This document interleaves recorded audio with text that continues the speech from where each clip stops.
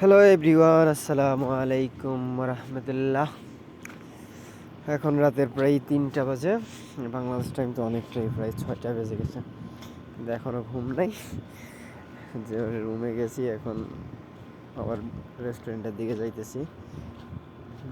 কালকে ভিডিও দেখেছি যে গাড়ির একটু সমস্যা করতেছে, গাড়ি ঠিক করাতে দিতে হবে। তো এখন কল দিয়ে বলতেছে যে কপিল চাবি রাখার জন্য গাড়িতে, তো সেইটার জন্যই আসা। গাড়ির বাইরে সামনে গ্লাসের উপরে রাইখা চলে যাবো আর কি, এই জন্য আসছি। আইসা দেখি যে গাড়ির গ্লাসটাই অফ করি নাই। কপাল ভালো যে এখন আসছি, না হলে সে সকালে আসলে দেখলে চিল্লাইতো। তো গ্লাসগুলা বন্ধ করতেছি, বন্ধ কইরা চাবি সুন্দর মতো রাইখে দিছি এখানে। ওইখানেই রাখি বেশিরভাগই, এইখানে রেখে দিয়ে চলে যাইতেছি। সে সকালে আইসা নিয়ে যাবে, কারণ এ কদিন একটু গাড়ি বেশি সমস্যা করতেছে, এই জন্য চালাইতেও মজা পাইতেছি না।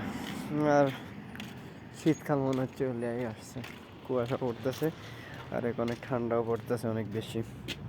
রাস্তাঘাটে কেউই নেই, পুরা সব কিছুই অফ হয়ে গেছে।